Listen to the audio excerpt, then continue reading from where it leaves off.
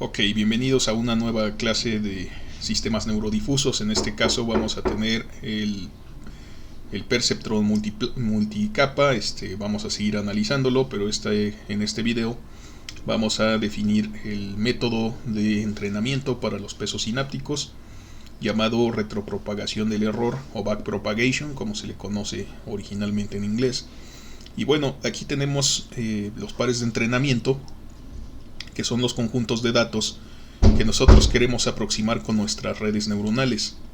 Entonces aquí tenemos básicamente n mayúscula de estos pares de entrenamiento. Recuerden que esta es una forma abreviada de escribir las tablas de verdad. Entonces es una forma de tabla de verdad generalizada. Tenemos los patrones, que son las entradas a las cuales sabemos que le tiene que tocar o corresponder salidas deseadas. Entonces, en términos de estas salidas deseadas, estas son partes de los objetivos o de estos vectores deseados. Estas son sus componentes. En estos términos, nosotros tenemos que calcular términos de error de salida dependiendo de si obtuvimos o no la salida que deseábamos cuando presentamos a la red la información correspondiente. Aquí en este caso, pues esta red ya la analizamos en el video anterior en términos de la notación. Entonces, pues aquí solamente vamos a recordar que el índice I1 pues recorre desde 0 hasta N1 mayúscula y es el índice de las variables de entrada, mientras que el índice I2 recorre desde 0 hasta N2 y pues aquí representa el índice de las neuronas de la capa oculta, y respectivamente I3 representa el índice de las capas de salida. I3 pues no recorre el 0, empieza en 1, aquí ya no hay neurona de offset, neurona de vías o de umbral, aquí ya no es necesario. Bueno, entonces pues para una mejor descripción de estas variables y de la notación, pues hay que ver el video anterior. Y aquí vamos a proceder rápidamente a calcular cuáles son los valores de salida, las fórmulas que obtuvimos. Hay que recordar que pues aquí puede haber muchas neuronas, estos son puntos suspensivos, pero esta es una neurona representativa, de hecho este es el índice. Entonces pues es una neurona representativa de entrada, esta es una neurona representativa de la capa oculta, y esta Y subíndice I3 es una neurona representativa de la capa de salida. Entonces estos pesos sinápticos que están puestos en verde pues representan rápidamente las conexiones entre las neuronas representativas de cada capa, y eso nos permite ser muy rápidos a la hora de representar los valores de entrada, los valores de entrada a cada neurona en cada capa. Por ejemplo, si queremos calcular, y de hecho aquí los necesitamos, nosotros para definir cuál es el valor de entrada de las neuronas de la capa oculta, pues le ponemos los valores de entrada, así se llama, de la neurona genérica I2. Pues entonces aquí es una suma, la suma ponderada, la suma recorre sobre el índice I1. Entonces I1 desde 0 hasta N1 de los pesos sinápticos W I1 y 2 por las correspondientes entradas, en este caso la entrada genérica, y entonces así fácilmente ya sabemos quién es nuestro valor de entrada para cualesquiera de estas neuronas. Lo único que tenemos que hacer es reemplazar adecuadamente pues los subíndices. Entonces también dijimos que estas son funciones, en este caso sigma, pueden ser tangentes hiperbólicas o curvas logísticas, que representamos por la variable sigma, y pues tienen un parámetro beta que nos dice qué tan rápido o qué tan lentamente sucede esta transición entre los dos estados. Y luego vamos a también, esto es una función por supuesto de este valor que acabamos de calcular, que es el valor de entrada, entonces de la respectiva neurona. Entonces pues tiene esta función, cuando es evaluada calcula el valor de salida de las neuronas de capa oculta, en este caso el valor Z I2. No hay que confundir el valor de entrada con el valor de salida. Lo único que los distingue básicamente es estas letras, el in de input. Entonces, eso es por una parte. Por otra parte, si queremos las fórmulas correspondientes a la capa de salida, pues simple y sencillamente establecemos en términos de la componente genérica, nos acordamos también que esto es una suma, y entonces aquí pues tendríamos el índice de las entradas para la capa de salida, pues es el índice de la capa oculta. Entonces aquí sería I2 desde 0 hasta N2. Y pues los pesos sinápticos, el peso sináptico genérico se llama así, V, subíndice 2, subíndice 3, y por supuesto multiplicado por las variables z, las salidas de esa capa oculta. Y aquí tenemos esta situación. Aquí sabemos que tenemos el valor de entrada de cualesquiera de estas neuronas si reemplazamos el número adecuado en los índices. Entonces, finalmente, pues también sucede lo mismo para calcular los valores de salida. Estos valores de salida, pues tenemos que evaluar en la función de transferencia de cada una de estas neuronas. Y para efectos de este video vamos a asumir que es la misma, pero no necesariamente tiene que ser así. Entonces aquí vamos a asumir que es exactamente la misma, y pues su argumento es el parámetro beta y el valor de entrada propiamente a dicha neurona. Entonces aquí tenemos esta situación, de tal manera que si nosotros proveemos a la red con los valores de entrada, pues calculamos con estas fórmulas cuáles son los valores que presentan, o sea, los valores que calculan las neuronas de la capa oculta, y después con estos valores calculados en la capa oculta utilizamos estas dos fórmulas inferiores, bueno, que están aquí en este renglón inferior, no que sean inferiores en ningún sentido. Utilizamos estas dos fórmulas para calcular la salida de la red completa. A este proceso de presentar la información de la entrada e ir obteniendo las diferentes capas hacia adelante se le llama feed forwarding, por propagación hacia adelante en inglés, o sea, realmente alimentación hacia adelante. Entonces así se le conoce como feed forwarding.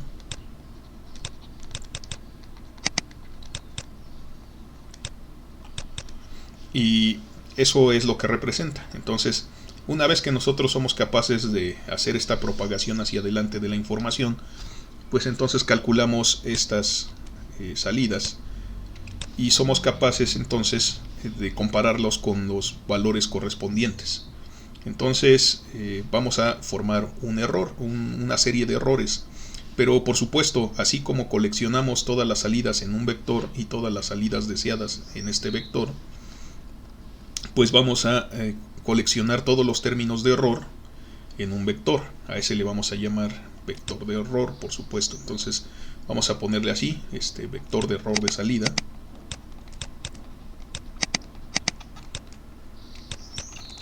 Error de salida.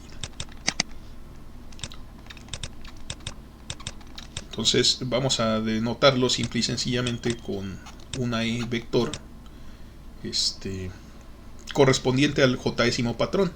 Por supuesto, a cada patrón le corresponde su objetivo, y entonces cada par de entrenamiento produce un distinto valor, ¿verdad?, de error, un distinto vector de error a la salida, y por eso le ponemos aquí la dependencia del índice J, que es el número de patrón o de par de entrenamiento que estamos analizando.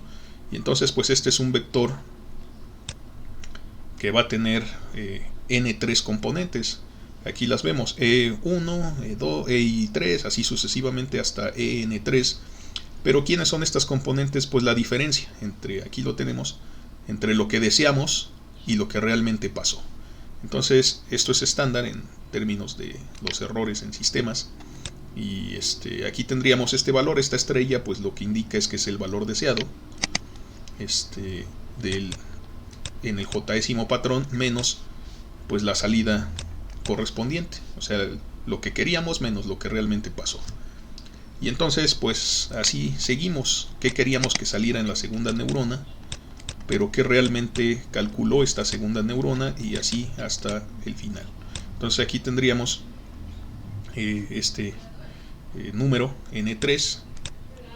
Entonces todo esto lo definimos en el video pasado, y este es como una recapitulación, pero aquí estamos hablando ya más específicamente del vector de error de salida. Ok, entonces ya con este vector de error pues podemos definir algunas cosas. Para empezar, pues vamos a definir la magnitud del error, o sea, la norma de este vector, y vamos a pensar que fuese la norma euclidiana. Entonces, ¿cómo calculamos esta norma euclidiana? Bueno, pues si recordamos nuestras fórmulas de álgebra lineal, pues es la raíz cuadrada de la suma de cuadrados de cada componente. Entonces pues vamos a utilizar la notación abreviada del signo de suma, y pues el índice de la salida pues es I3. Entonces aquí sería desde I3 igual con 1 hasta N3 de estos términos de error, pero al cuadrado, porque pues es el teorema de Pitágoras, vaya. Entonces aquí tendríamos y de I3 pero deseado, o sea, el valor genérico del error menos el valor genérico de la salida que realmente calculó cada unidad al cuadrado. Entonces esta es la raíz que tenemos que calcular. Aquí exageré un poco con el tamaño del símbolo de raíz, del radical. Entonces este es básicamente esta es la norma del error de salida, y si recuerdan también del video anterior, pues esto es lo que queremos que sea menor o igual que una precisión epsilon. Sin embargo, pues trabajar con una raíz cuadrada, lo que vamos a hacer ahorita es aplicar el método de descenso de gradiente, y eso pues requiere calcular gradientes, o sea, derivadas. Y entonces esta raíz cuadrada pues es difícil, hace la derivación más difícil, aparecen denominadores. Entonces mejor trabajamos con el error cuadrático de salida. Entonces definimos el error cuadrático de salida, vamos a ponerle error cuadrático total.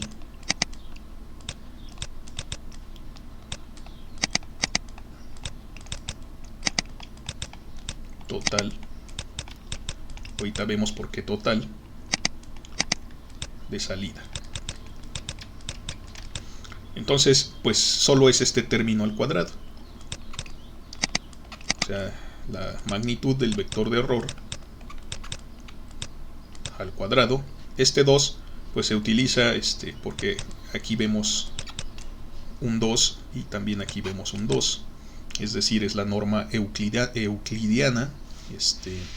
Sería la distancia entre el vector de salida real y el vector de salida deseado. Entonces es ese concepto básicamente en espacios vectoriales, pero aquí pues obviamente si lo elevamos al cuadrado pues cancelamos el radical y nos queda una fórmula más simple. Esto es pues una suma de términos, una suma de términos cuadráticos. Entonces aquí tendríamos nuestro valor deseado menos nuestro valor real a la salida, pero al cuadrado. Entonces este es el error cuadrático total de salida. ¿Por qué digo total? Porque pues hay componentes de ese error cuadrático. Si desarrollamos esta suma, pues nos quedan por componentes, sería el cuadrado de E1, el cuadrado así sucesivamente, de EI3, lo que sea que valga I3, entre 1 y N3, y finalmente el cuadrado de este término, EN3. Entonces esos términos son los que están aquí. Entonces aquí nada más vamos a mencionar eso. Lo que está dentro del paréntesis es E subíndice I3 correspondiente al vector J-ésimo. Entonces esta es la I3ésima componente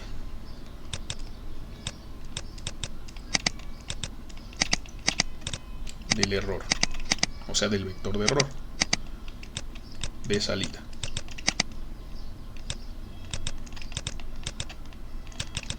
Ok, entonces eso, por eso le llamamos error total. De lo contrario, un error de salida pues es solo una componente, es solo uno de estos términos que calcula cualquiera de estos comparadores. Entonces eso vamos a tenerlo presente. Y bueno, pero bueno, ya que definimos el error cuadrático de salida, entonces lo vamos a minimizar. Queremos que sea menor que un epsilon, pero este epsilon es positivo, pero tiende a cero, o sea, es pequeño. Entonces todo esto lo mencionamos más o menos a cierto detalle en el video pasado. Esto aquí ya no abundamos en qué significaba el error de salida, ni en qué significaba la iésima componente del error.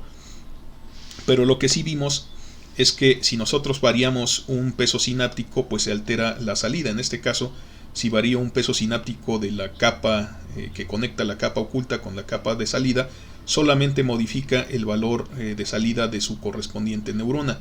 Sin embargo, si yo modifico el peso sináptico que conecta la capa de entrada con la capa oculta, no solo modifico el valor que calcula esta neurona en particular en la capa oculta, sino que esta neurona a su vez, pues una variación en su valor provocada por una variación de este peso sináptico, pues desde luego altera los valores de salida de todas las neuronas, absolutamente todas, en la capa de salida.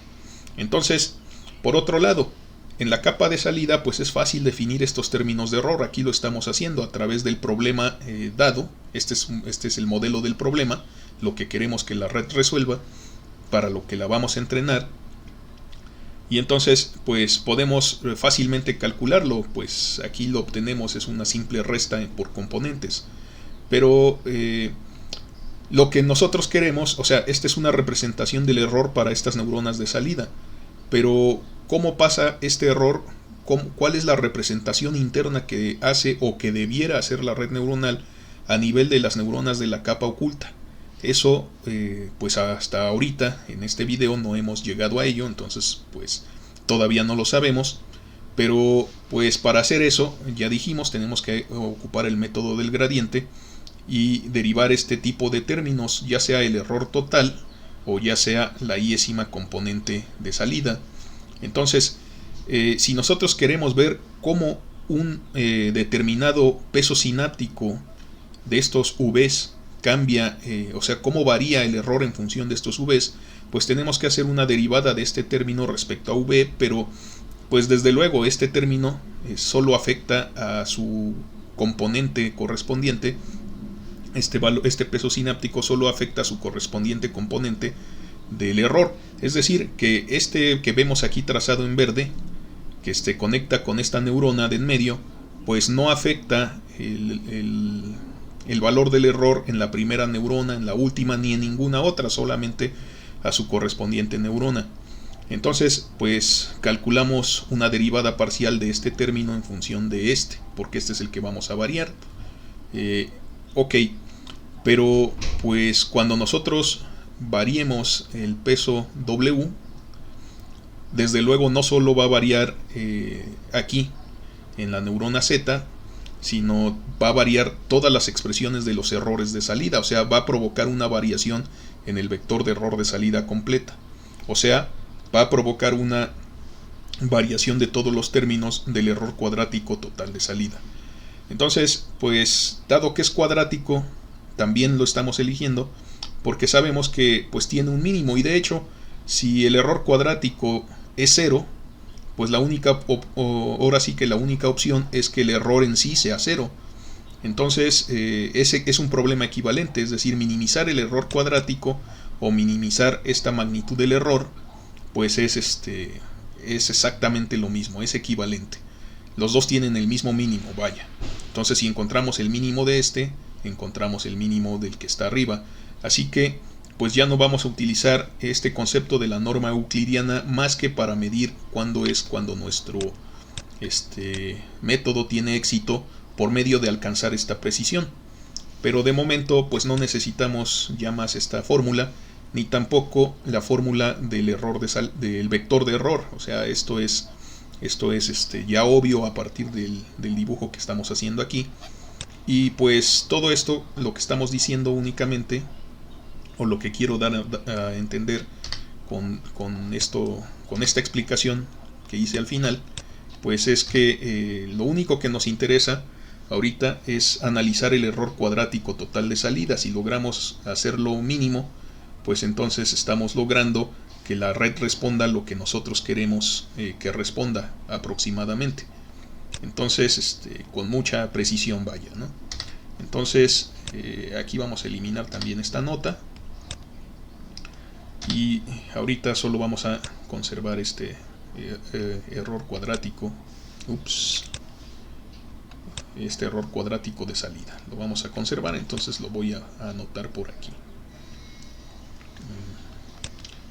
Ok, entonces parece que aquí el subíndice lo borré un poco al moverlo, pero era I3. Muy bien, entonces lo primero que vamos a calcular es cómo varía la componente de salida, el error de salida, cuando variamos este peso sináptico V. Ya dijimos que en este caso solo es esta componente. Entonces así vamos a calcular, vamos a ponerle así, variación de este valor que es genérico, pero es el error de salida, pero respecto a su respectiva variable. Sin embargo, las fórmulas que deducimos utilizan los subíndices, aquí los vemos todos, utilizan estos subíndices I1, I2 e I3 como variables en este tipo de signos de suma. Es decir, pues estas son variables porque I1 pues va desde 0 hasta N1, I2 pues varía desde 0 hasta N2, I3 pues varía desde 1 hasta N3. Aquí dije N3, bueno, quise decir N2, lo escribí bien. Entonces, ok, son variables, vaya, los índices son variables en estas expresiones. Sin embargo, de todas estas neuronas, de todos los valores que pueden tomar estos índices, vamos a escoger unos en particular. Entonces vamos a escoger algún valor fijo, es decir, aquí en medio de entre 0 y n1 vamos a escoger pues un valor que sea digamos p, un entero. Entonces aquí en vez de i1, si lo dejamos fijo, eso es lo que queremos decir, escogemos un valor fijo, sigue siendo un valor genérico, pero escogemos un valor fijo. Entonces en vez de ponerle aquí i, le vamos a poner p, porque es un valor fijo, todo para no confundirnos con estos subíndices que ya tienen estas fórmulas, porque en estas fórmulas nuevamente todos los subíndices son variables. Entonces vamos a escoger solo un valor, el que sea, pero es uno, que queda fijo aquí en estos números para el índice de entrada. Y también vamos a escoger aquí un valor Q que esté aquí en medio, entre 0 y N2, que represente pues igual pues un valor genérico. Entonces donde quiera que veamos un I2 aquí, por lo menos en este dibujo, en este punto, le vamos a sustituir por el subíndice Q. Aquí sería Q también, o sea, tendríamos V de Q. Y luego pues vamos a escoger otro entero, PQR, digamos, bueno, la R no me sale muy bien, entonces vamos a pensar en S minúscula. Aquí pues me quedaría QS, el subíndice, y esta sería la unidad YS. Entonces, ¿qué representa esta constante S, este número entero S? Solo un entero de los que puede tomar como valor I3, pero están fijos. Estos que puse en verde aquí están fijos. Entonces, por supuesto, aquí también varía la representación sería una neurona ya fija, no es cualquiera, o sea, vaya, si es representativa, podría ser cualquiera, pero no estamos variando los índices. O sea, esa es la idea, ¿no? La connotación es de que los índices en realidad son variables, según estas expresiones. Entonces, vamos a escoger uno de esos valores que puede tomar ciertamente esos índices, pero vamos a dejarle únicamente vamos a pensarlo como si fuera una constante. Me parece que no se ven muy bien en verde. Vamos a ver si así se ve un poco mejor. Aquí sería W, P, Q, bueno, PQ, aquí sería ZQ, aquí sería VQS, aquí sería Y subíndice S, y este sería el error subíndice S también. No sé por qué dije, no sé por qué tenía en la mente Q, este en realidad era S, debió de haber sido S, no Q. Entonces este es el error de salida. Y bueno, aquí fue un accidente feliz, como dice Bob Ross, o bueno, decía el famoso pintor, que pues que S coincidiera con la salida, ¿no? Entonces esta S pues representa un valor, cualquiera de estas componentes, pero una sola.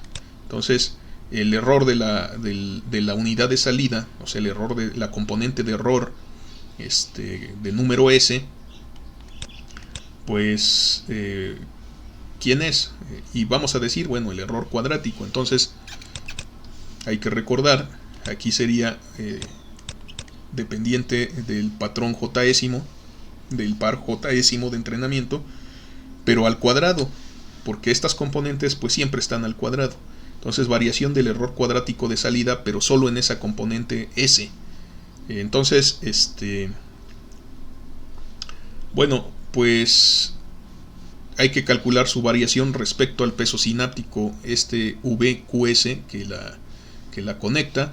Entonces, pues vamos a hacer eso, y eso se obtiene pues por medio de una derivada. Entonces, eso representan las derivadas, la razón de cambio de las cantidades respecto a otras cantidades, ¿verdad? Las funciones respecto a sus variables. Y en este caso, desde luego, el error de salida pues está relacionado con el valor de salida, y el valor de salida está relacionado con el valor de entrada a las neuronas y esos están relacionados con los pesos sinápticos de esta capa, de esta última capa de pesos sinápticos. Entonces, pues lo vamos a variar respecto al que elegimos, que es el constante V subíndice QS. Entonces, pues desde luego hay que derivar una sola componente de esta representación, no toda la suma en este caso, solamente pues con la que está conectada directamente ese peso sináptico, que es sobre la única componente de error que tiene influencia. Entonces aquí sería derivar este término cuadrático, vaya, entonces sería la derivada respecto a BQS de Y, pero bueno, ¿cuál Y? La S, ¿verdad? Deseada. Esta es una constante, esta ya está dada por el problema, pertenece a los pares de entrenamiento. Y aquí sería YS de salida, la que calcula en ese momento la red, al cuadrado. Y entonces, pues nosotros nos damos cuenta que nos va a quedar algo así como 2 veces este mismo término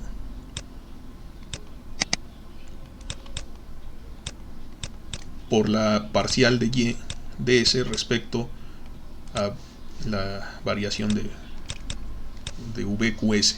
O sea, es la regla de la cadena. Y entonces aquí, como ya se lo pueden imaginar, pues lo único que vamos a estar haciendo es aplicar la regla de la cadena de forma iterada. ¿Por qué razón?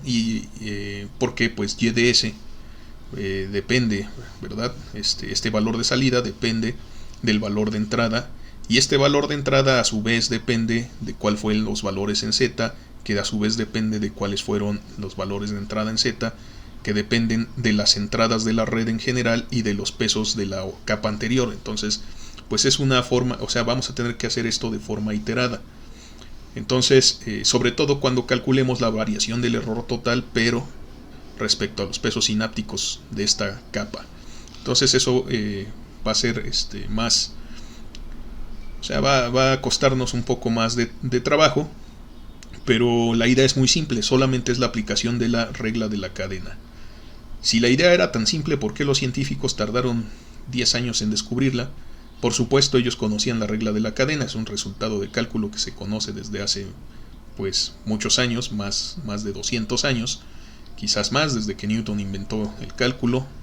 Entonces ya cerca de 400 años creo. Pero ¿por qué no se les ocurría?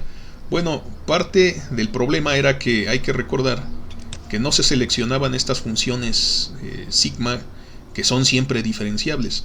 Para empezar, se seleccionaban de estos hard limbs, o sea, las funciones que tienen un cambio abrupto, un escalón, un signo. Y bueno, pues cómo pensar en derivar funciones discontinuas. Entonces, pues ni idea de que se podían elegir funciones que podían ser derivadas. Entonces, un adelanto respecto a eso fue el haber elegido este tipo de funciones suaves donde sí se puede derivar. Entonces eso pues ya introdujo la idea de que se puede derivar haciendo la regla de la cadena, pero desde luego, o sea, vean aquí la notación, es un poco confusa, ¿no? Nada más hay que hacerlo en orden. Entonces ese fue un primer avance que se hizo en esa dirección y bueno, investigación y propuestas de muchos científicos que desarrollaron estos cálculos. Entonces, por supuesto, aquí me faltó el signo menos, o sea, esta parcial pues está multiplicada por un signo menos, entonces ese signo menos lo voy a escribir aquí. Entonces aquí es menos 2 por este término de error, lo voy a escribir explícitamente por esta vez, y por la salida real, por esta derivada, pero esta derivada, ¿quién es? Bueno, si derivamos aquí cuando vale S, o sea, si I3 es S, pues aquí va a quedar una S también. Pero pues es derivar esta función y entonces es la regla de la cadena, o sea que pues va a ser la derivada de esta función respecto a su argumento, sigma prima de beta y de entrada, pero S, subíndice S, por la derivada parcial de y de entrada, subíndice S, respecto al peso sináptico BQS. Entonces vean cómo se está haciendo más prolongado, realmente es la regla de la cadena, todo esto está muy concatenado. Así que vamos a simplificarnos, vamos a hacernos un favor y vamos a simplificar la notación. Entonces a este término de aquí vamos a llamarle delta y subíndice S. Entonces, de hecho, déjenme escribirlo más alineado, delta y subíndice S, y pues es este término que, si ustedes observan, pues es la componente del error, de aquí es subíndice S. Lo único que sí, pues que depende de quién es J en ese momento. Aquí ya no le estoy poniendo la notación el J, pero desde luego pues es diferente para cada patrón, para cada par de entrenamiento. Y pues aquí está el error de salida y aquí está este término que es la derivada de la función de transferencia de estas neuronas de salida. Entonces a eso le vamos a llamar así y le vamos a bautizar como término de error de salida.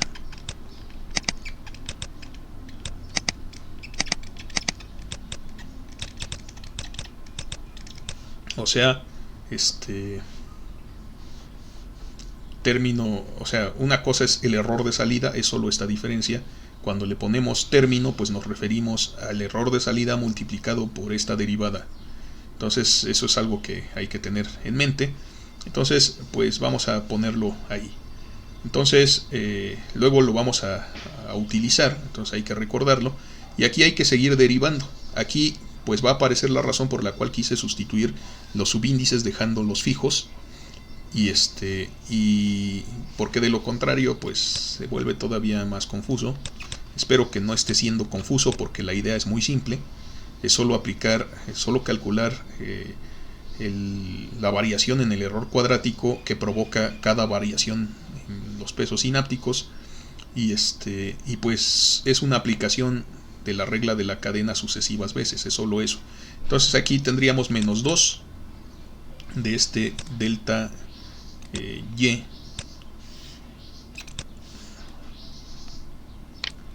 subíndice S correspondiente al par de entrenamiento J por esta derivada. Entonces pues aquí es la parcial de BQS, pero ¿quién es el valor de entrada? Pues es esta suma que tenemos aquí, es esta suma. Entonces ahí vamos a tener que utilizar otro índice. En este caso pues tendríamos que utilizar los índices de los que estábamos hablando.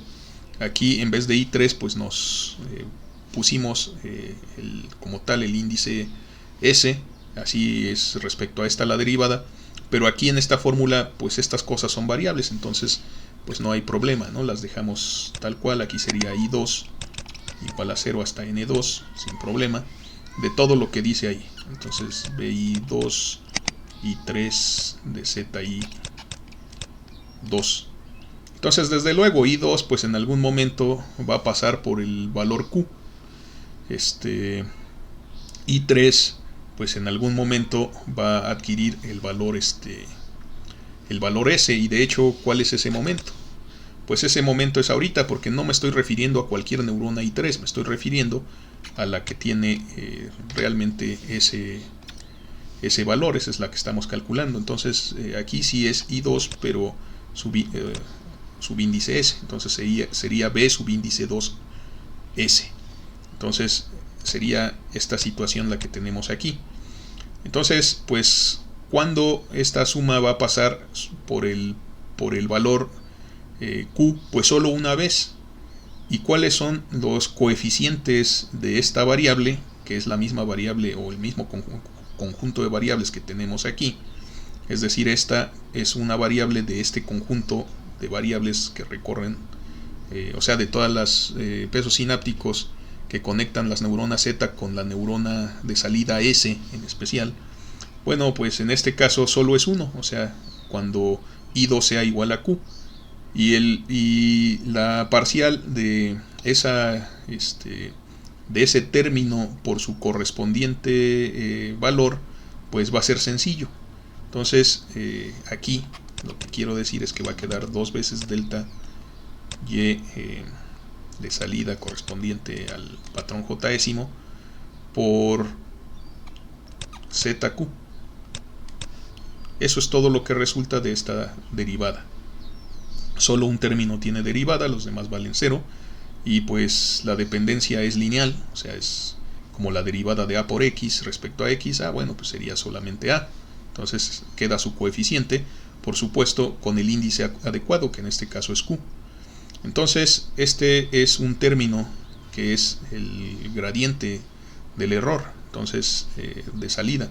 Aquí ya tuvimos éxito, ya sabemos que cuando tenemos esta expresión del error, cuál es su variación respecto a una variación del peso sináptico. Entonces esta fórmula es importante.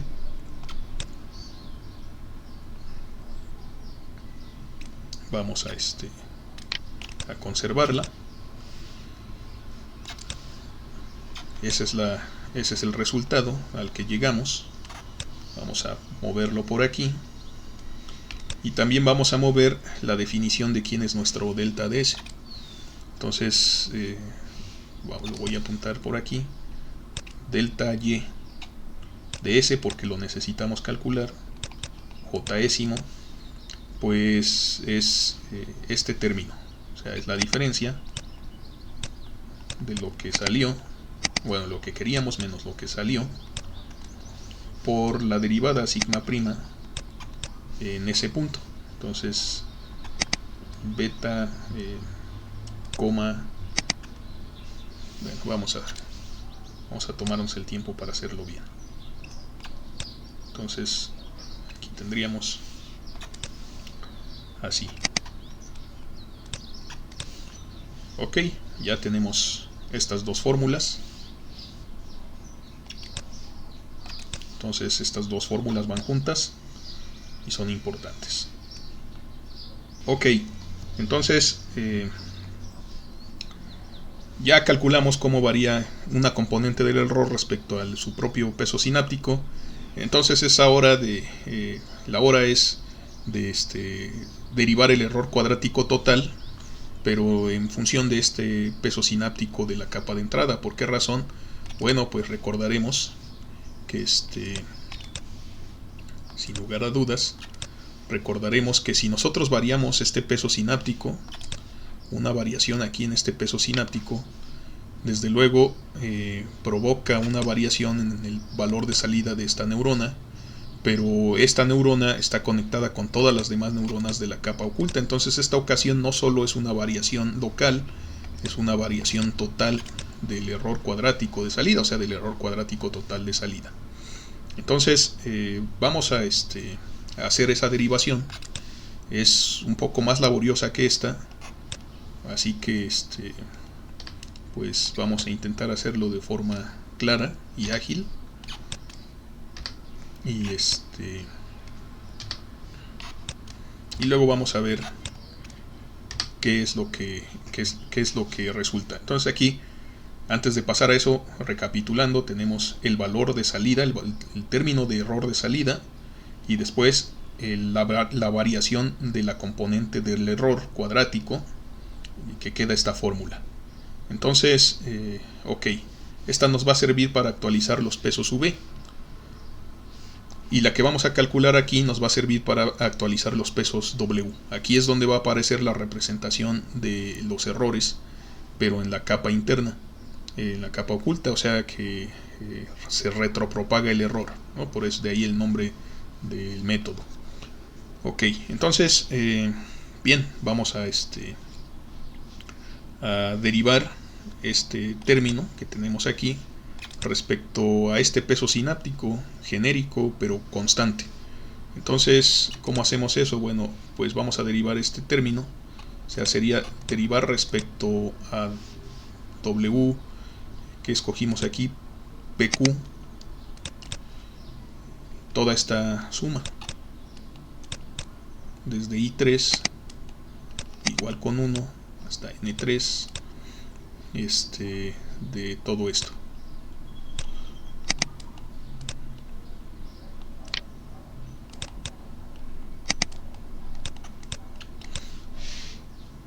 Ok, en esta ocasión pues sí se ve más espantoso, pero lo primero que podemos darnos cuenta es que ni P ni Q son variables, quedan constantes, y ninguna de ellas pues es I3. Entonces pues podemos pasar el símbolo de derivada hacia adentro del signo de suma y obtener esta cuestión de aquí. Fíjense aquí, pues lo único que va a pasar es que los términos de la cadena que se forman en las derivaciones, aplicando la regla de la cadena, pues van a ser un poco más. Pero pues la derivada que tengo aquí, que estoy escribiendo en este preciso momento, es similar a la que calculamos en todo esto. Entonces, pues no es tampoco tan difícil. Ok, entonces tenemos esa circunstancia. Bueno, aquí nos va a seguir quedando, vaya, la suma de salida. Y aquí pues vamos a tener vamos a ponerlo así. Si aplicamos la regla de la cadena la primera vez, pues queda la derivada de esta diferencia.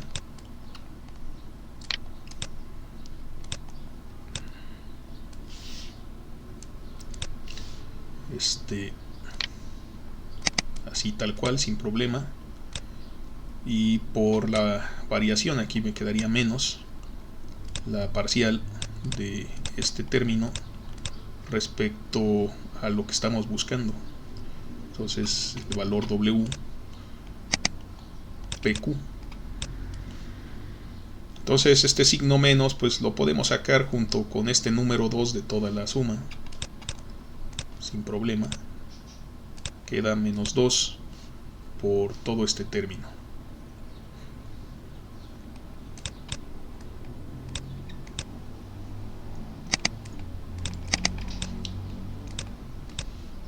Aquí pues el término del error y estrella. Le volví a quitar la dependencia de J para que no se hiciera tan fea esta, más de lo que ya es, ¿verdad? Entonces aquí nos queda esta variación, bueno, esta parcial.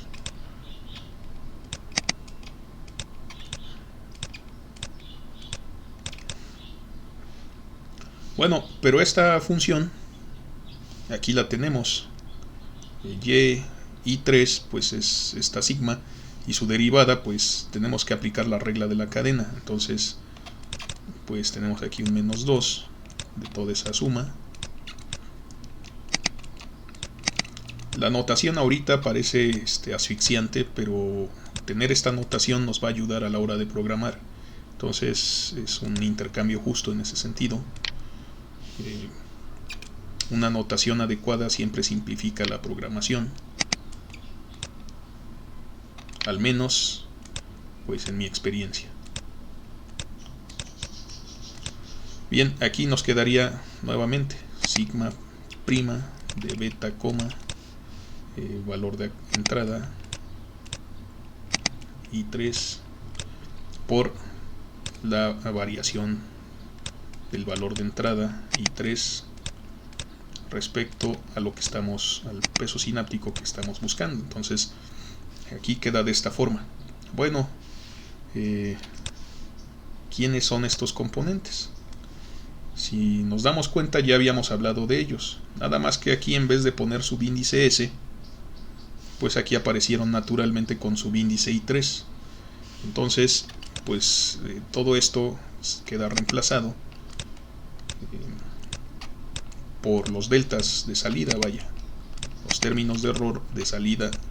Entonces aquí serían deltas de salida, o sea, delta y,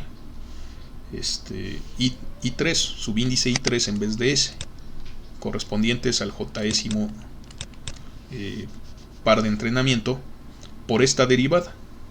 Pero esa derivada w, bueno, ya es de un valor de entrada. Este valor de entrada es toda una suma, o sea, es una suma dentro de una suma. Vamos a ver qué obtenemos de aquí. Bueno, pues tenemos que derivar esta suma. Entonces, aquí, ¿cuál es el índice? Pues es i2. Entonces esta suma, de hecho vamos a anotarla más por fuera, solo acordarnos que esta es la derivada, o sea, estamos derivando esta suma. i2 desde 0 hasta n2 de estos v's. Pero nuevamente, ¿cuál es el que estamos eligiendo? Pues cuando este es constante, ¿no? Entonces, o sea, aquí pues hay que tener cuidado, no vamos a todas las neuronas de la capa oculta, solo vamos a una, la que tiene subíndice Q. Entonces aquí tendríamos BQ, subíndice I3, o sea, B subíndice Q, I3, si lo queremos ver de esa forma. Y aquí Z solo para esta neurona, o sea, Q. Entonces tenemos, bueno, ¿cuáles fueron los deltas? Fue este de aquí, ¿no? Entonces tenemos ahora que hacer este cálculo, pero nuevamente no es tan complicado. ¿Por qué razón? Bueno, pues porque a pesar de que me están quedando estos términos con sumas, con los signos de suma bastante complicados aparentemente, pues estamos simplificando la notación, abreviando algunos términos como el término de salida y subíndice 3, dijimos aquí, era un 3, dependiente de J, bueno, es eso. Pero aquí pues una vez pongamos atención, y ¿qué va a resultar?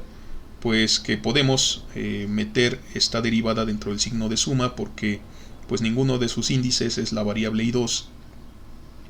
Y después de eso, aquí dentro de este signo, en realidad o sea, en realidad aquí ninguno de estos, o sea, estos términos, vaya, no son W. O sea, en términos de W como variables, pues estos términos son constantes, entonces salen de la derivada, y solamente me queda la derivada de Z de Q respecto a WPQ. Entonces, pues vamos a ponerlo así. Aquí, pues ciertamente me queda esta serie todavía, o sea, están anidadas. Aquí sería I2 igual a 0 hasta N2 de V QI3. Ahora sí, de la parcial de ZQ respecto al peso sináptico WPQ. Bueno, pero esta ZQ, en este caso, pues tiene esta expresión. Entonces va a suceder lo mismo, vaya, ¿no? Entonces vamos a ver qué obtenemos. Menos 2 veces esa suma.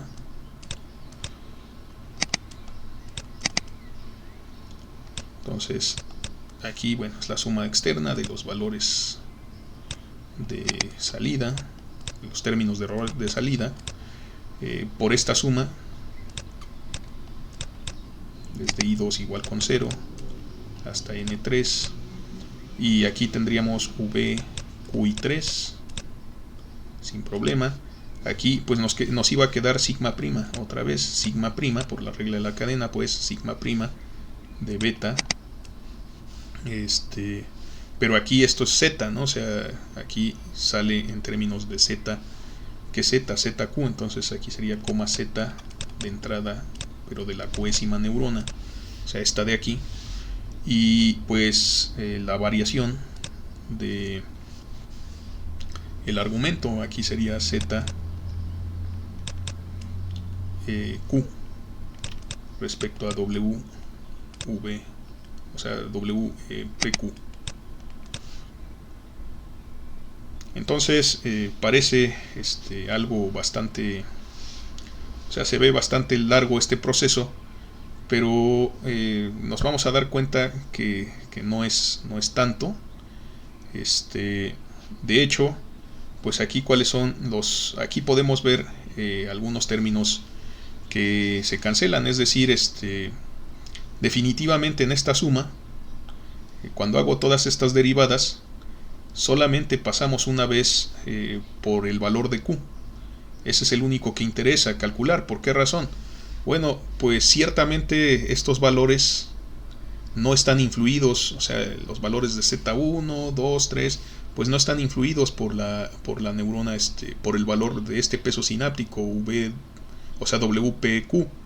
Entonces, pues esta suma en realidad no es como tal, no es vaya una suma como tal. De hecho, desde aquí lo pudimos haber notado cuando hice este paso, no más que o sea, esta es una sola constante, vaya, ¿no? Entonces este término es solo una constante, Q.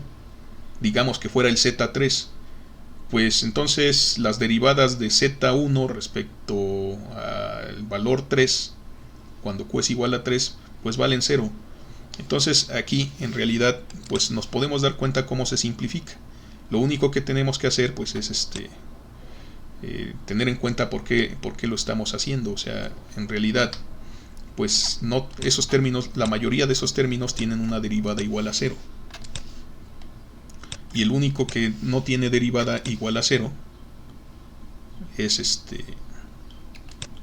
el único que no tiene derivada igual a 0 pues es el qésimo. Entonces pues aquí queda el qésimo efectivamente. O sea, solamente las neuronas que estamos tratando, solamente ellas pues tienen solamente la neurona que está conectada con ese peso sináptico, vaya, ¿no?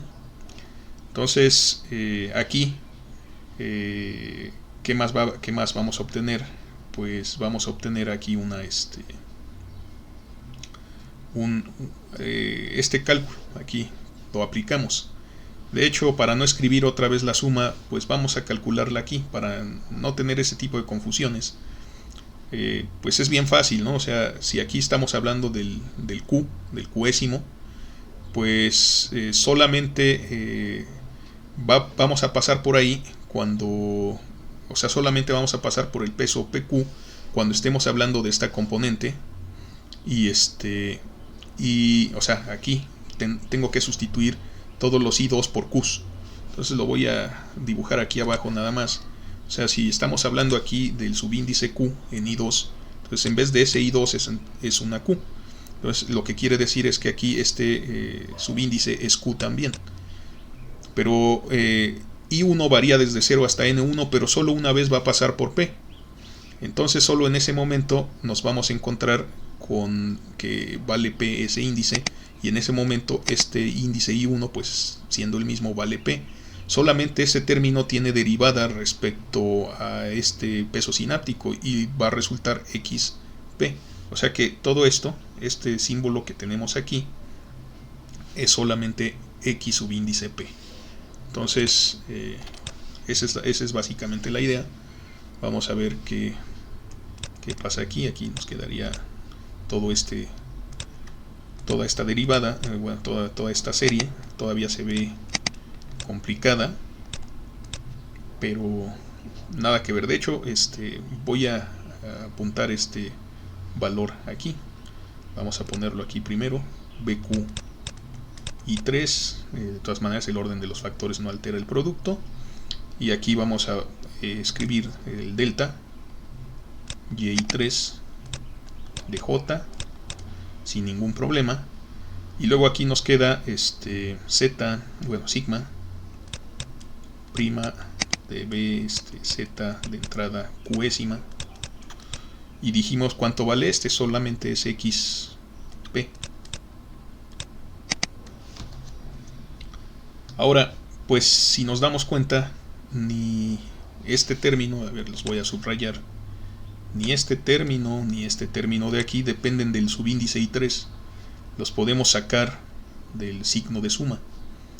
Entonces parece trivial, pero eso tiene importantes connotaciones. Ahorita lo vamos a ver. Entonces déjenme hacerme espacio aquí en la pantalla y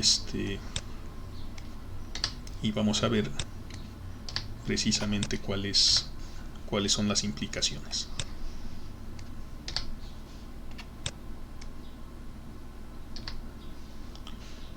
Lo que sí se me olvidó era cuál era el subíndice de lo que estábamos calculando. Del error total, de hecho. Entonces aquí no hay problema. Estamos hablando del error total de todas formas. Y ok, vamos a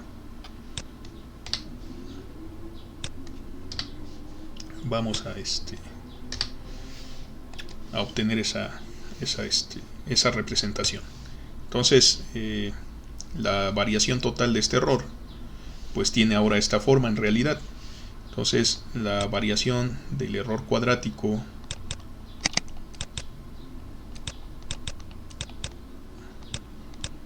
de salida respecto al peso sináptico WPQ, pues es todo esto que acabamos de escribir. Y en todo esto que acabamos de escribir dijimos que podemos sacar estos dos términos que tengo subrayados de esta representación. Entonces, porque no dependen del índice I3.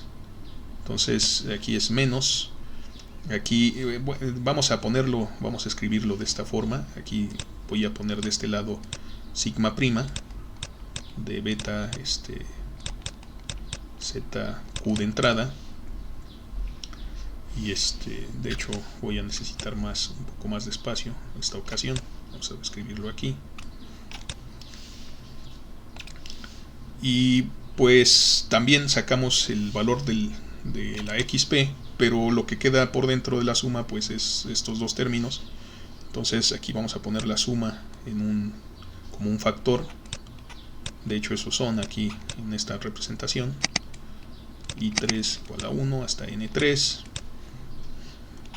VQ I3 delta el término de error de salida J, y aquí cerramos este paréntesis, y este XP lo vamos a escribir hacia acá, pero es exactamente lo mismo. Bueno, a este valor, a esta suma, vamos a ponerle la siguiente representación: delta Z de entrada, pero en la entrada Q estamos hablando de ZQ. Ahorita vamos a ver. Si observamos, estamos hablando efectivamente de la neurona Qésima de la capa de entrada. Entonces aquí asociamos este subíndice Q. ¿Por qué no le llamo nada más delta Z subíndice Q y le llamo delta z de entrada q, pues aquí vemos que es una suma. Parece, o sea, se parece a este tipo de fórmulas. Es una combinación lineal de los errores de salida. Entonces aquí tenemos error de salida, ¿verdad? Término, así dijimos, término de error de salida.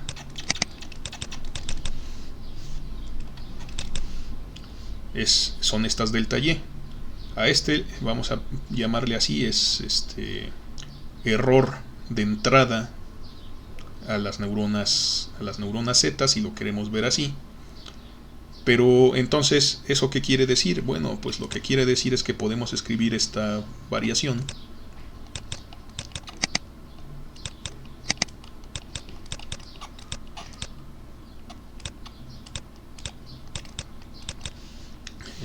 error cuadrático, este era un 2. Podemos escribir esta variación como menos 2 veces sigma prima beta z in subíndice q por este delta que acabamos de escribir aquí, delta z. Este delta representa toda esta suma, subíndice q, por xp. Y luego, una vez más, a esto le vamos a llamar, ahora sí, delta z ya sin el q, ya no es un error de entrada, sería como que el término de error de salida, la representación interna del error, las neuronas de la capa oculta, sería así, delta zq. Le vamos a poner al producto de esta suma con esta derivada, vamos a conservar el 2. Entonces, lo que estamos diciendo básicamente es que aquí varias cosas, ¿no?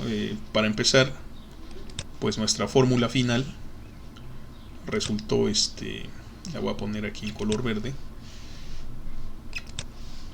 O sea, si queremos calcular esta derivada, esta variación del error cuadrático,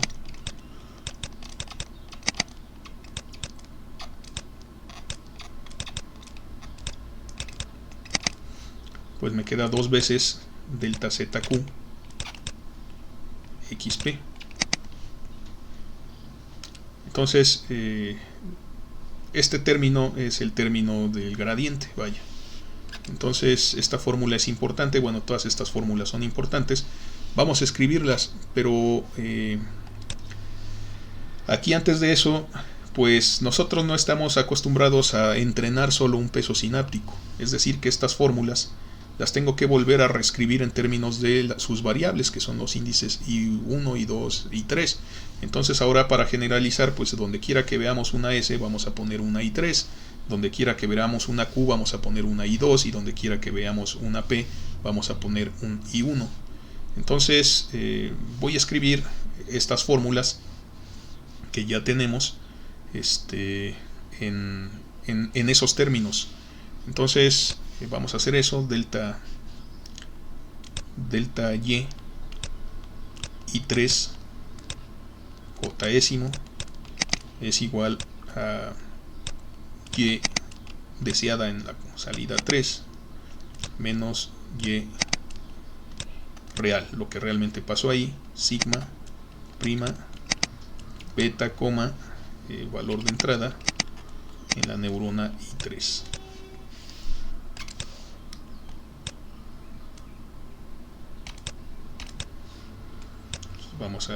Ya lo pusimos en términos de los índices de las variables que tenemos. Este gradiente respecto a los pesos VQ, pues sería el gradiente por componente. En vez de VQ, pues sería VI2 subíndice I3, y aquí me quedaría menos 2 veces delta YI3, o sea, todo este término de arriba, por ZI2. Entonces estas son las fórmulas que queremos nosotros ocupar para entrenar todos los pesos sinápticos. en vez de estas de aquí. O sea, estas nos sirvieron para la deducción, para no confundirnos tanto con las fórmulas, pero pues son estas que tenemos aquí en realidad. Entonces aquí tenemos en términos de los errores de salida, y ahora sí, pues en términos de las representaciones internas del error. O sea, ahorita vamos a ver el porqué del método, pero tenemos para empezar este término. O sea, es la variación del error cuadrático total de salida respecto a cierto peso sináptico, pero pues esto debe ser válido para todos los pesos sinápticos que escojamos. Entonces el error de salida cuadrático, su norma 2, y aquí delta W I1 y 2. Entonces nuevamente volvemos a asignar esto de aquí, sería menos 2 veces delta Z I2 X I1. Entonces ya tenemos esta fórmula, pero desde luego quién es delta Z I2, eso lo tenemos que escribir. Entonces ya tenemos el equivalente a esta fórmula. Vamos a quitar esta de aquí, por lo tanto, y vamos a escribir quién es este delta ZQ, pero en términos de la variable I2 sería delta ZI2, pues es sigma prima de beta, Z de entrada, pero I2, o sea, lo que calculamos con esta fórmula. Entonces, ¿por quién? Por delta Z de entrada I2. Entonces, esta es la fórmula que nosotros queremos. Ya hablamos de quién era esto.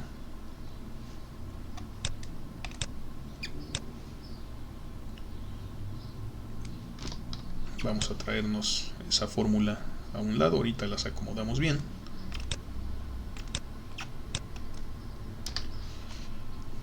Y luego, pues aquí hablamos de delta Z de entrada subíndice I2, pero el delta Z pues es este de aquí. Entonces, bueno, ya dijimos quiénes son todas estas cosas. Entonces vamos a escribir quién es este delta Z, pero en términos de I2. Aquí sería I2 en vez de Q, y entonces pues aquí tendríamos toda esta serie, esta suma, desde I3 igual a 1 hasta N3 de V, I2, I3, y así ya nos queda en términos de lo genérico delta veces, o sea, los deltas de salida, subíndice I3, esos pues ya los habíamos tratado antes, J-ésimos. Entonces así es como calculamos este término. Entonces voy a quitar estos de aquí.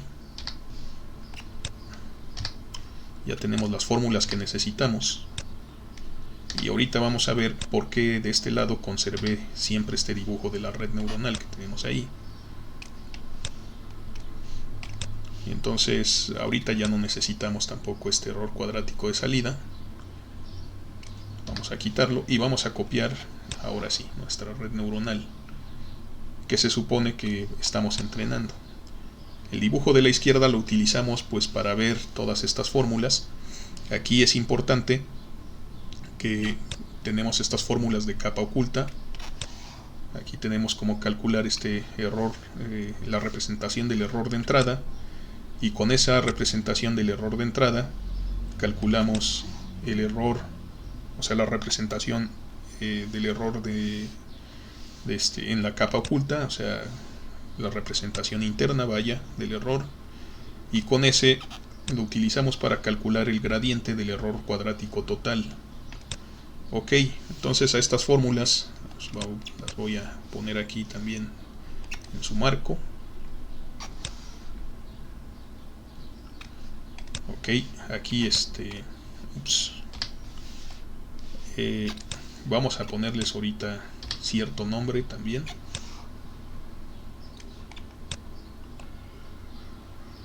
Vamos a dejar ahí espacio para el nombre. Entonces Estas fórmulas son representaciones del error de salida, así le voy a nombrar, representaciones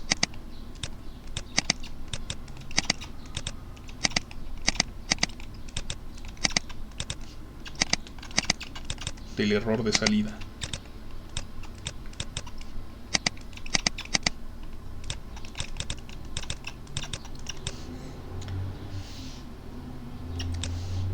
Este es el término de error de salida, ya lo habíamos dicho, y este de aquí es el gradiente. El gradiente es esta fórmula de abajo. Entonces ese es el gradiente. Y este es el término de error de salida. Estas son representaciones del error de la salida, es decir, que cuando ponemos el primer patrón, aquí j es igual a 1, propagamos hacia adelante por medio de todas estas fórmulas. Ya voy a quitar estos datos de aquí, estos que nos sirvieron para deducir las fórmulas que queremos.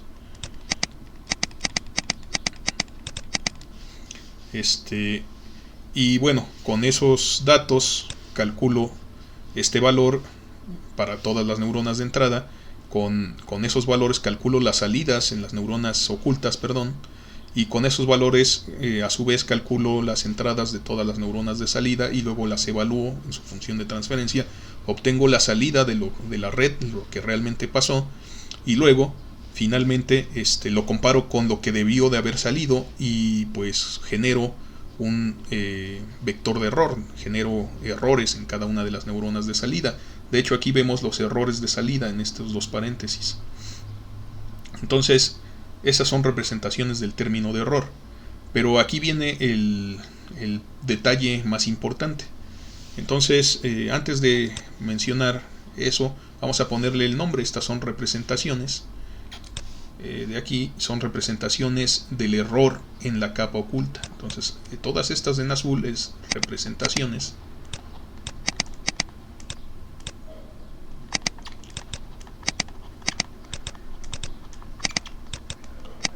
del error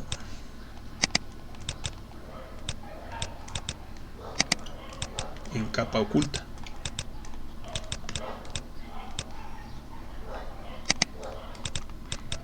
Y entonces, si se dan cuenta, son términos de variaciones, o sea, son gradientes igual. Este sería el gradiente, esta fórmula. Este es error oculto de entrada, vamos a ponerle así.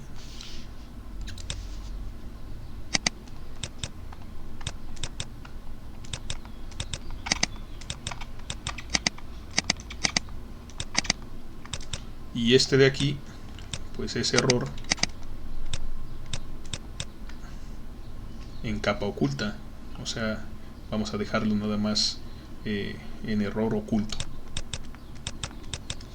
por el momento. Entonces necesito el error de entrada oculto para calcular, aquí lo tenemos, el error de entrada oculto para calcular la representación del error en la capa oculta propiamente dicho, y necesito este error en capa oculta aquí para calcular el gradiente del error total de salida respecto a la variación del peso sináptico de la capa de entrada. Ok, entonces sí, ok, pero ¿cómo funciona todo esto? Bueno, necesitamos las fórmulas de actualización. No se preocupen, ya sé que el video ha sido largo, pero ya estamos cerca del final. Aquí tenemos fórmulas de actualización. O sea, sí, voy a ponerlo así.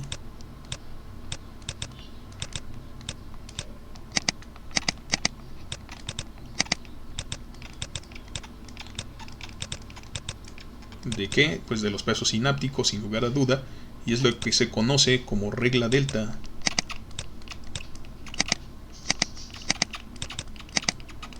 generalizada.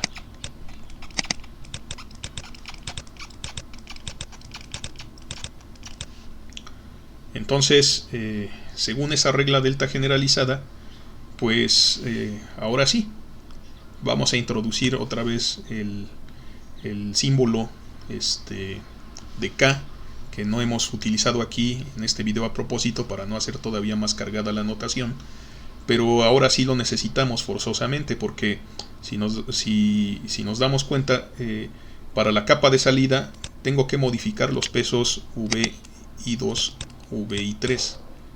O sea que el siguiente peso sináptico, o sea, el valor nuevo es igual al valor antiguo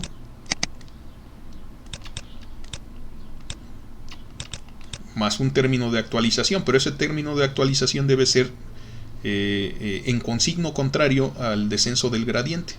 Entonces, si lo recuerdan, pues tendríamos aquí menos alfa por este menos, entonces menos por menos da más. A pesar de que aquí es un más, me estoy yendo en sentido contrario del gradiente. En realidad es el descenso del gradiente. Entonces aquí tendríamos dos veces una constante, voy a ponerle alfa barra, por este término de aquí, delta z y 2, ese no era, escogí el de la capa oculta, debí de haber escogido este. Lo mismo, de todas maneras, el menos 2 está presente aquí, menos por el menos de la fórmula del descenso de gradiente me da más. Este solo es el tamaño de paso, hay que recordarlo, es lo que aquí llamamos razón de aprendizaje, alfa barra. Bueno, ahorita le puse una barra por una razón. Sin embargo, pues aquí me va a quedar el error de salida I3 en ese instante.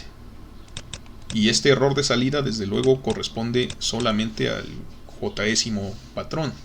Entonces queda multiplicado por cuál fue el valor que calculó la red neuronal como salida en el proceso de feed forward, o sea, este valor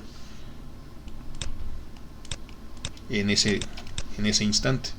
Entonces, esto es la regla delta generalizada. Por supuesto, para calcular este valor necesito calcular estos valores de aquí, el error de salida y esta derivada. Y es por eso que se nos hace, si se dan cuenta, aquí aparece la derivada de sigma prima en esta fórmula, en esta también. Necesitamos una función que tenga propiedades que hagan que su derivada sea fácil. Y las funciones de aplastamiento que estudiamos en uno de los videos anteriores, pues tiene esa propiedad de que esta función queda en términos de sí misma. Es decir, yo ya calculé esos valores, solo aplico la fórmula y no tengo que incluir un método numérico que me calcule la derivada. Únicamente aplico la fórmula que ya tenía y siempre es algo parecido. Es como 1 menos el cuadrado de esta cantidad es igual a su función derivada. Entonces, por esa razón, pues es que se eligen ese tipo de funciones también. Entonces, aquí tengo la regla delta generalizada para la capa de salida, así actualizo los pesos de aquí. Pero sin duda los pesos sinápticos de la capa oculta, como los actualizo, lo mismo, WI1 a I2, el siguiente, K más 1, es igual al anterior, de I1 a I2, el anterior es el K, el siguiente es el K más 1, menos alfa por el gradiente, pero aquí otra vez, pues menos por menos da más, dos veces algún alfa barra, suponiendo que elegimos el mismo para toda la red, no siempre es así, por delta z y 2, pero en ese instante késimo correspondiente al jésimo patrón, al jésimo par de entrenamiento, multiplicado por la entrada iésima. Entonces, así es como quedan nuestras reglas deltas generalizadas. Ahora lo único que vamos a hacer es aclarar que 2 alfa barra pues va a ser igual a un alfa sin barra. Entonces sustituimos para no estar arrastrando ese 2 y lo quitamos de aquí y lo quitamos de aquí, y entonces ponemos alfa como la razón de aprendizaje y es positiva. Entonces aquí ahora sí, alfa es la razón de aprendizaje y debe ser mayor que 0 estrictamente, y ya, por lo demás pues es un número real, es un número real positivo. Entonces es esta alfa. Ok, entonces ya tenemos nuestras reglas delta generalizada y sin embargo pues para calcular este valor necesito este valor de entrada, y para ese valor de entrada necesito nuevamente los términos de errores de salida. Ahora, ¿por qué se llama método de propagación? Ok, vamos a suponer que ya hicimos todo este proceso y ya obtuvimos una representación del error. Entonces calculamos este término y ahora vamos a imaginarnos que invertimos el flujo de la red. Es decir, que ahora la información, en vez de fluir de X hacia Y, va a fluir de Y hacia Z, porque bueno, X pues no tiene función, ¿verdad? O sea, no es posible entrenar X, de hecho pues ya sus funciones están determinadas. Pero aquí pues vamos a imaginar que ya calculé estos valores delta. Entonces los voy a poner. Aquí sería delta de salida 1, késimo, correspondiente a este vector. Y aquí sería delta yésimo en el instante k correspondiente al vector j, y así sucesivamente. Entonces estos valores quedan asociados a estas neuronas, delta y de n3 k del jésimo par. Entonces puedo calcularlos para todas las neuronas únicamente ocupando estas fórmulas y estos comparadores. Entonces con estas fórmulas y estos comparadores calculo estos términos de error de salida y se los asocio a estas neuronas. Entonces estas neuronas están asociadas a este valor. Es como si este fuera el valor que tiene esta neurona en ese momento. Y entonces aquí hago algo observando esta fórmula de aquí. Lo que sigue es que, bueno, yo puedo calcular este valor ya con estos delta. Puedo actualizar los pesos que están aquí, entre la capa oculta y la capa de salida. Solamente aplico la fórmula de arriba, no necesito más. Pero si yo quiero actualizar los pesos que hay aquí antes de la capa oculta, necesito, por supuesto, aplicar la fórmula de abajo. Y para aplicar la fórmula de abajo, para calcular este valor en particular, necesito estas fórmulas. Las dos de arriba. ¿Y cuál es la primera que tengo que aplicar? Esta primera de aquí, la de error oculto de entrada. Y me doy cuenta que es una suma desde I3 hasta N3, o sea, estoy sumando sobre las neuronas de la salida, cuya variable es I3, todos estos términos que acabo de calcular para cada neurona, y los estoy multiplicando por el correspondiente peso sináptico que los conecta con la neurona I2. Entonces, fíjense, es como irme hacia atrás por estos cables. Me voy por este cable, me voy por este cable, me voy por este cable, y llego a esta neurona.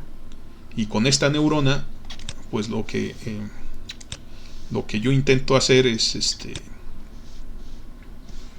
en esta neurona, pues intentamos calcular este valor. Este valor pues va a ser asociado a esta neurona y o sea, vean, aquí lo puedo calcular. Lo único que tengo que hacer es multiplicarlo por este término, por esta derivada, y entonces pues este valor queda asociado a esta neurona, y con este valor pues puedo modificar todos los pesos sinápticos que conectan con esa neurona y la capa de entrada. O sea, ¿qué pesos sinápticos? Pues ¿verdad? Que conecta X0 con esta neurona, que conecta X1 con esta neurona, que conecta pues a todas las entradas, así sucesivamente. Entonces, con este valor asociado, yo puedo calcular las variaciones, o sea, puedo actualizar estos pesos sinápticos en la capa de entrada. Entonces, fíjense, es como si realmente esta fórmula es esta fórmula, la primera fórmula, el error oculto de entrada, la que me da la idea de que lo que realmente está pasando es que primero calculo los errores de salida y me regreso sobre los cables que conectan con las neuronas de la capa anterior. Me regreso sobre esos cables y calculo valor de error, la representación del error. Sí, todo esto ya es un horror, pero bueno, calculo la representación del error en este punto particular y en este nodo, la neurona, y eso me sirve para aplicar esta fórmula y actualizar los pesos sinápticos. Y todo esto pues va a atender al mínimo del error cuadrático, porque eso es lo que nosotros queremos minimizar. De ahí sacamos estas fórmulas. Entonces, con el método de descenso de gradiente. Entonces, estas fórmulas de aquí, esta en particular, lo que me está permitiendo es hacer una variación de los pesos sinápticos en este punto. La fórmula de arriba lo que me está permitiendo es hacer una variación de los pesos sinápticos que conectan con las neuronas de salida, o sea, de todos estos. Entonces, pues ya tengo una forma de entrenar este tipo de redes, y como estamos haciendo que el error viaje hacia atrás, de ahí el nombre, retropropagación del error. Entonces, nuevamente, ¿qué es lo primero que tenemos que hacer? Definir nuestro problema con los pares de entrenamiento, definir la arquitectura de nuestra red, seleccionar todos esos parámetros y pues propagar la información hacia adelante, el feed forwarding. Con eso obtengo las salidas, y entre las salidas y los pares de entrenamiento calculo los errores de salida con esta fórmula. Una vez que tengo estos errores de salida, calculo las representaciones internas con esta fórmula de aquí, con todas estas fórmulas de aquí. Una vez que yo tenga estos datos, o sea, básicamente este dato y básicamente este dato, los puedo utilizar para actualizar los pesos tanto en la capa de salida como en la capa oculta.